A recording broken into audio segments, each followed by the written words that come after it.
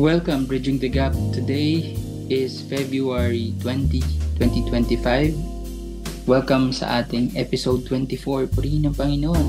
We're now at episode 24. Tuloy ang Panginoon nagbibigay ng platform, biyaya, panahon, at technology para bahagi ang mga salita niya and to reach out sa ating mga kalagayan.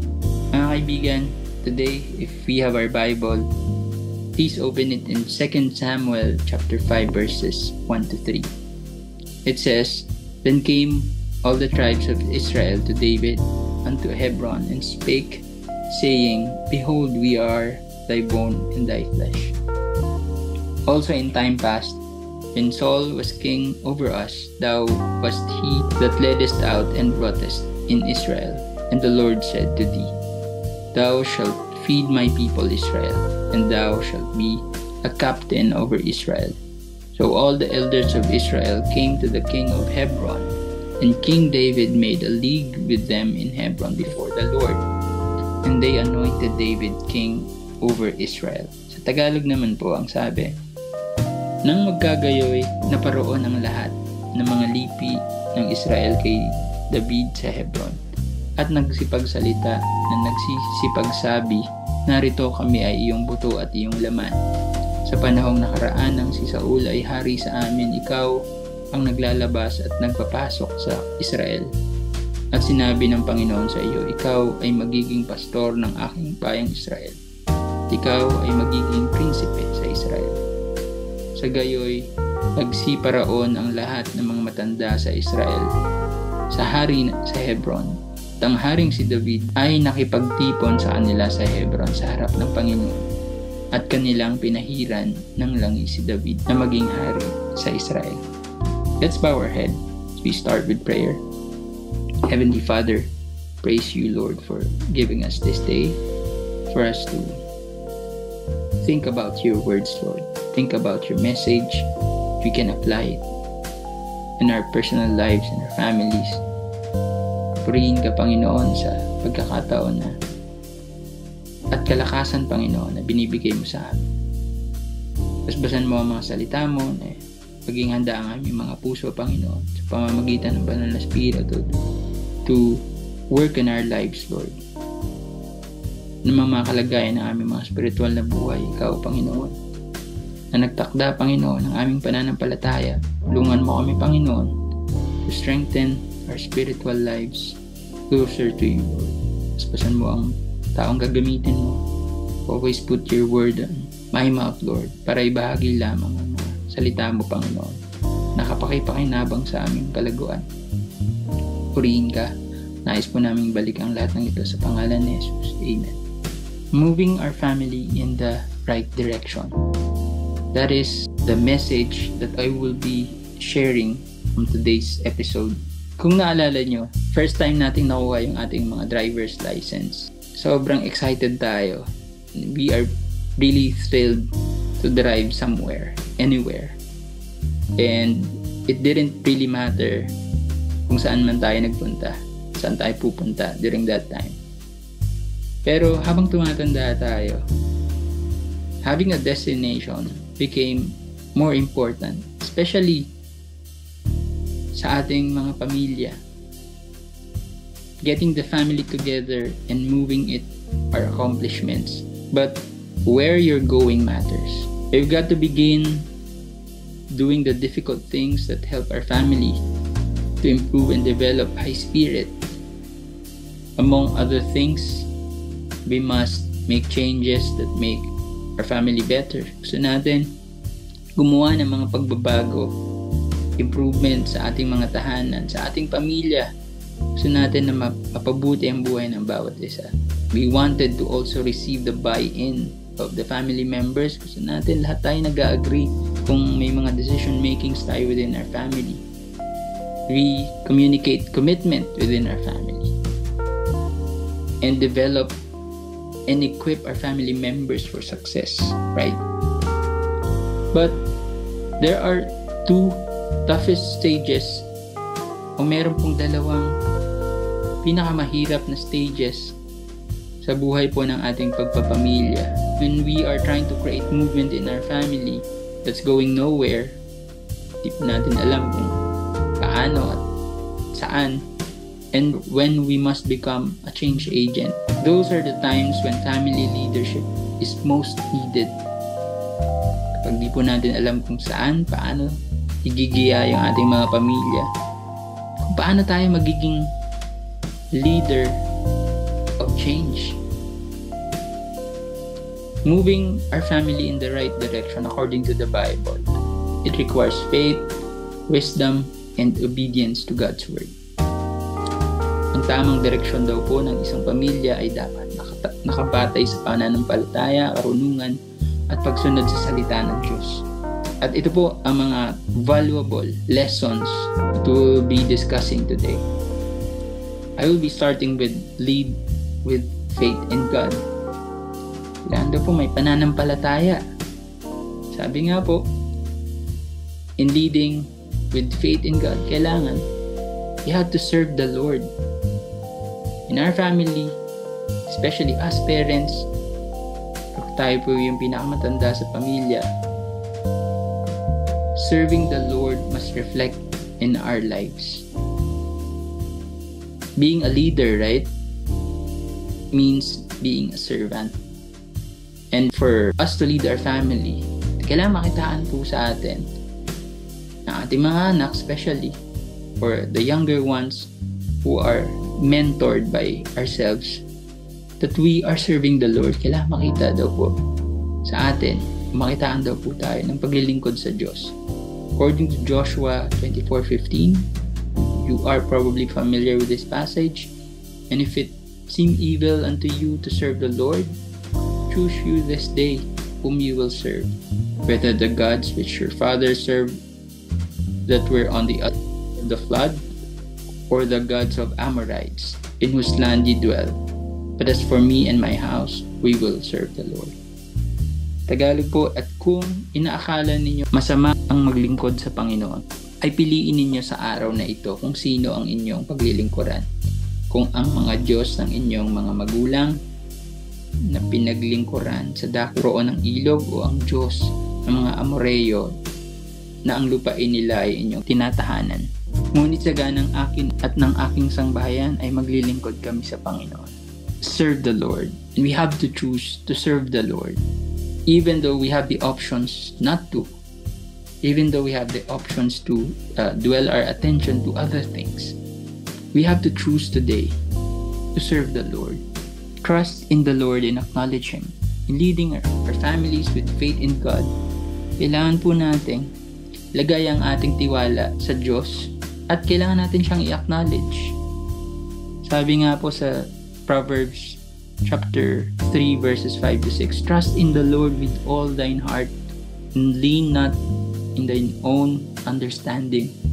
In all thy ways acknowledge Him and He shall direct thy paths. Tumiwala ka sa Panginoon ng buong puso mo at huwag kang manalig sa iyong sariling kaunawaan.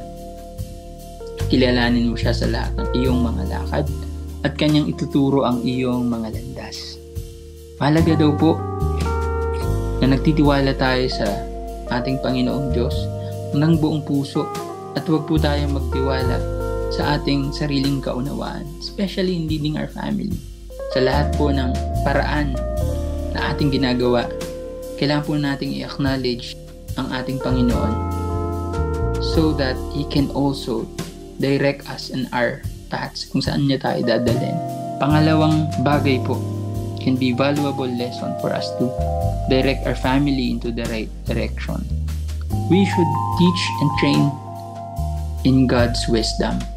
According to Deuteronomy chapter 6 verse 6 to 7, and these words which I command this day shall be in thine heart, and thou shalt teach them diligently unto thy children, and shalt talk to them when thou sittest in thine house, and when thou walkest by the way, and when thou liest down, and when thou risest up. Sa Tagalog po, at ang mga salitang ito na aking iniutos sa iyo sa araw na ito ay sa iyong puso, at iyong ituturo ng buong sikap sa iyong mga anak, at iyong sasalitain tungkol sa kanila pagka ikaw ay nakaupo sa iyong bahay, at pagka ikaw ay lumakad sa daan, at pagka ikaw ay nahihiga at pagka ikaw ay bumabangon. Napakahalaga daw po na ang mga salita ng Panginoon na iniutos sa atin ng Panginoon ay nasa puso natin. Dahil hindi daw po natin ito na ibabahagi. Kung hindi natin ito sinasa puso, it could be just knowledge na alam lang natin pero hindi ito nagre-reflect sa buhay natin. Kailangan daw po kasi natin itong ituro sa ating mga anak sa lahat ng mga bagay na ginagawa sa kanilang paglakad, paghiga o pagtayo. Kailangan pong sa atin ito nanggagaling. Huwag nating pabayaan na sa iba pa ito manggaling. Maganda po yun na may ibang tao po na babahagi ng mga ganitong bagay. Pero sikapin po natin na tayo mismo sa ating mga pamilya, sa atin po nanggagaling ang mga salitang ito. Aside from training and teaching our families in God's wisdom, in a familiar passage that we have to train up a child in the way he should go. In Proverbs chapter 22 verse 6, train up a child in the way he should go, and when he is old, he will not depart from it. Turuan mo ang bata sa daan na dapat niyang lakaran. Pagka tumanda man siya ay hindi niya hihiwalayan. Sa mga pagkakataon pong ito, siguro naalala po natin ng mga bata tayo that someone, or maybe our parents, shared the Word of God para pagtanda po natin, hindi natin ito makalimutan. At kung wala po tayong maalalang pagkakataon na yun, this is the perfect time. Whenever we hear the Word of God, God is talking to us, and we also share the Word of God in response to God's calling. Yun po isa sa mga responsibilidad natin na nakakilala sa Panginoon, na naunawaan ang mensahe ng Panginoon, na naunawaan ang mga responsibilidad bilang tagasunod ng Panginoon. Finally, apart from lead with faith in God, teach and train in God's wisdom, and leading our family to the right direction, we have to have the obedience to God's Word. And that obedience to God's Word requires love and respect to one another. From Colossians chapter 3 verse 13, forbearing one another and forgiving one another. If any man have quarrel against any, even as Christ forgave you, so also do ye. Mangagtiisan kayo sa isa't isa at mangagpatawaran kayo sa isa't isa. Kung ang sino man ay may sumbong laban sa kanino man, na kung paanong pinatawad kayo ng Panginoon, ay gayon din naman ang inyong gawin. Hindi naman na po tayo makakapili kung sino ang ating pamilya sa mundong ito. That means we have that responsibility for us to love and respect one another. In the previous lesson, we talked about love, the purpose and meaning of love. How God reflected His love towards us. Para po i-reflect natin ang pag-ibig na yun sa ating mga pamilya, you have to love and respect one another. That's part of our obedience to God's Word. Part of obedience to God's Word is also prioritizing prayer and worship. From Philippians chapter 4 verse 6 to 7, be careful for nothing, but in everything by prayer and supplication with thanksgiving, that your requests be made known unto God. And the peace of God, which passeth all understanding, shall keep your hearts and minds through Christ Jesus. Huwag kayong mga balisa sa anumang bagay, kundi sa lahat ng mga bagay sa pamamagitan ng panalangin at daing na may pagpapasalamat ay ipakilala ninyo ang inyong mga kahilingan sa Diyos. At ang kapayapaan ng Diyos ay di masayod ng pag-iisip, ay mag-iingat ng inyong mga puso at ng inyong mga pag-iisip kay Kristo Jesus. Sabi naman po sa Matthew 18:20, for where 2 or 3 are gathered together in my name, there am I in the midst of them. Sapagkat kung saan nagkakatipo ng 2 o 3 sa aking pangalan ay naroroon ako sa gitna nila. Kaya mahalaga po na ang ating mga pamilya ay pinapagitnaan ng Diyos sa lahat ng ating mga gawain, sa lahat ng ating mga lakad. Dahil mahalaga po ang ating relasyon sa Panginoon. That way, we have to prioritize prayer and worship in reflecting it in our lifestyles as part of our obedience to God. Tinuturuan din po tayo for us to be good stewards and hard workers Sabi nga po sa Colossians chapter 3 verse 23, "And whatsoever you do, do it heartily as to the Lord and not unto men." Anumang inyong ginagawa ay inyong gawin ng buong puso na gaya ng sa Panginoon at hindi sa mga tao. So mahalaga daw po sa lahat po ng ginagawa natin, whether it's small or big, impacting a lot or impacting small or bigger, we have to do it heartily at hindi sa mga tao. That's our primary driver. In conclusion mga kapatid, it's hard for us to move our families to the right direction in leading with faith in God, teaching and training God's wisdom, and obedience to God's word if we are not trusting God for the future. That's why, friends, we have to trust God for the future. And the last verse that I will be sharing from Psalms chapter 27 verse 1, "Except the Lord build the house, they labor in vain that build it. Except the Lord keep the city, the watchman waketh but in vain." Malibang itayo ng Panginoon ang bahay, walang kabuluhang nagsisigawa ang nagtatayo. Malibang ingatan ng Panginoon ang bayan, walang kabuluhang gumigising ang bantay. Ang isang pamilya po na nakatuon sa tamang direksyon ay nakasalig sa pananampalataya, pagsunod sa Diyos at pagmamahal sa isa't isa upang magtagumpay po tayo sa buhay espiritual natin sa pang-araw-araw. Kailangan po ang mga bagay na ito bilang recap sa natutunan po natin sa ating lesson this morning. Kailangan daw po pangunahan natin ang ating pamilya sa pananampalataya. Pagtiwalaan po natin ang Diyos sa lahat ng mga bagay. Itaguyod po natin ang salita ng Diyos sa loob ng ating mga tahanan. Huwag po nating pabayaan na hindi po sa atin mismo manggaling ito. At kung hindi po tayo confident that we can do it, then it's our perfect time for us to get closer to God para maunawaan natin paano tayo magiging malago in our spiritual lives. Itaguyod po natin ang salita ng Diyos. Kailangan po nating ituro ito sa bawat miyembro ng ating pamilya upang maging matibay sa pananampalataya. Pangatlo po, magmahalan po at magpatawaran. Kailangan po nating pagkaisahin ang ating mga pamilya sa pamamagitan ng pagpapatawad at paggalang. Pang-apat po, kailangan po nating bigyang halaga ang panalangin at pagsamba. Dahil ang Diyos po ay kailangan maging sentro ng buhay ng isang pamilya. Pang-limang bagay po ay maging masipag at mapanagutan. Gawin po natin ang lahat para sa kaluwalhatian ng Diyos. At panghuli, ay kailangan po nating magtiwala sa plano ng Diyos. Ano man po ang mangyayari sa kinabukasan ay mabuting plano po iyon ng Panginoon. Nakilala po natin ang karakter ng Panginoon that He is not desiring bad things for us. Kailangan po nating pagkatiwalaan ng Panginoon kung paano niya naman tayo tutulungan i-direct ang ating mga pamilya. Because if we're not doing that at hindi natin naunawaan kung paano kumikilos ang Panginoon sa buhay ng bawat isa sa atin, baka magkaroon po tayo ng mga maling desisyon that we are going away from that path that God is trying to lead our family. Kaya kailangan nauunawaan natin ito. Kung tatanungin niyo po ako paano ko ito maunawaan, kailangan nating magkaroon ng exposure sa salita ng Panginoon. That way, we understand ang mensahe ng Panginoon, kung paano natin tataguyod yung pamilya, ang mensahe ng Panginoon, kung paano natin tataguyod ang ating mga sarili. If we are currently struggling our family, or if we are currently struggling with ourselves, God is trying to call us, get closer, for us to move our family going to the right direction.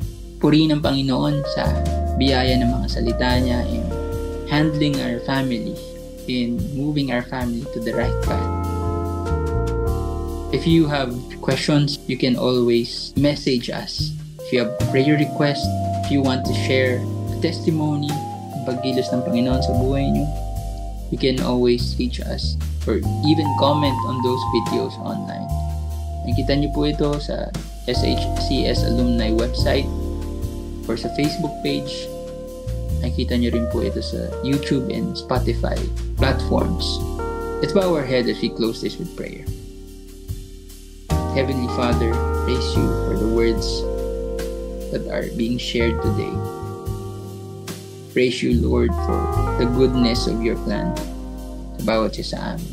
Help us purify ourselves, Lord, para maging karapat-dapat kami sa mga planong ito, Panginoon.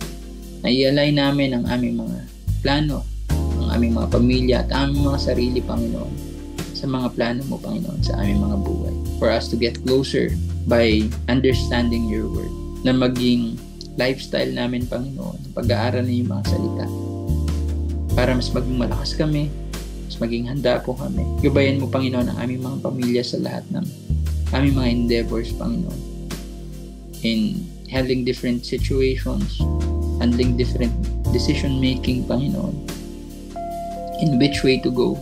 Help us, Lord, to go to that path that you prepared for us. Purihin ka, Panginoon. Nais po namin ibalik ang lahat ng papuri at pasasalamat sa pangalan namin ng Panginoong Jesus. Amen.